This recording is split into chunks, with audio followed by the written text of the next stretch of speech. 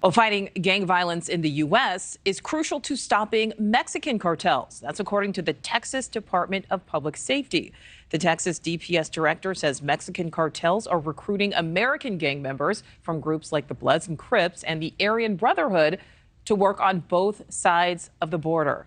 Border correspondent Allie Bradley is live. And Allie, cartels continue to use all these different tactics to smuggle humans and drugs across our border.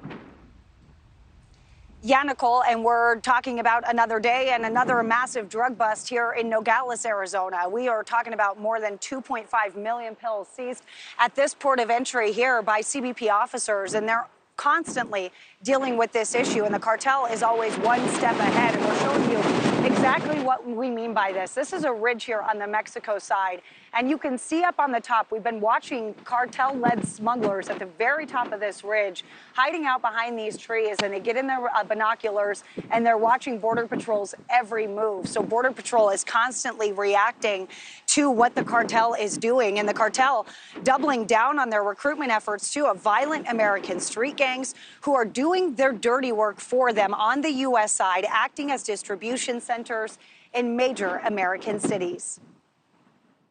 Drugs destined for distribution in the U.S. at the hands of the cartel.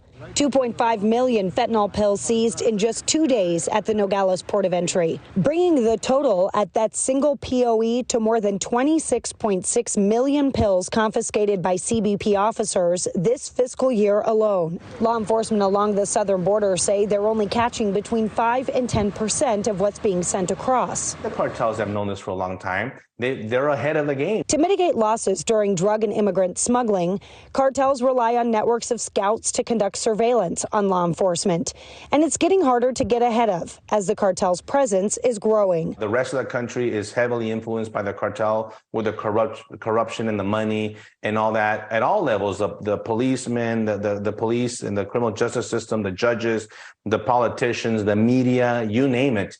And so that's how these guys have run a parallel government. Cartel recruitment efforts are ramping up in the U.S., wrangling members of notoriously violent American gangs like the Bloods, the Crips, and the Aryan Brotherhood to work on both sides of the border. Texas DPS estimates there are more than 100,000 gang members in the state, many with ties to the Mexican drug cartels, like the Tango Blast Group, which has between 22 and 25,000 members. And in Southern California, the Mexican mafia is fully operational and has documented ties to the cartel. The DEA has kept a watchful eye on this growing trend in major American cities like Chicago, where multiple cartel factions are operating, including the Sinaloa and Gulf cartels, flooding cities with drugs that are then being sold and distributed by violent street gangs at a local level. And while recruitment is done via social media or word of mouth, for some of these members, the cartel lifestyle chooses them. You have these kids growing up, and that's all they know. Their aspiration is not to graduate from high school and go on to college to become an engineer. That's just the sad fact that that's not what's happening. Yeah, it's a vicious cycle, and that cycle will continue. And you can see right here, this is live footage of these smugglers up on that ridge there watching Border Patrol.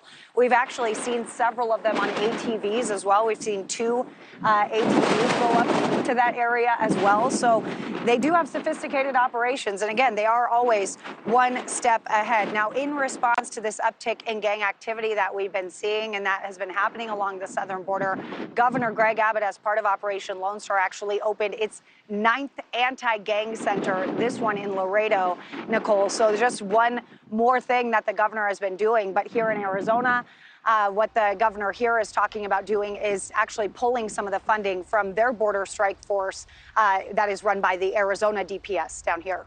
Thank you for watching. Go to newsnationnow.com to find NewsNation on your television provider. And don't forget to click the red subscribe button below to get more of NewsNation's fact-driven, unbiased coverage.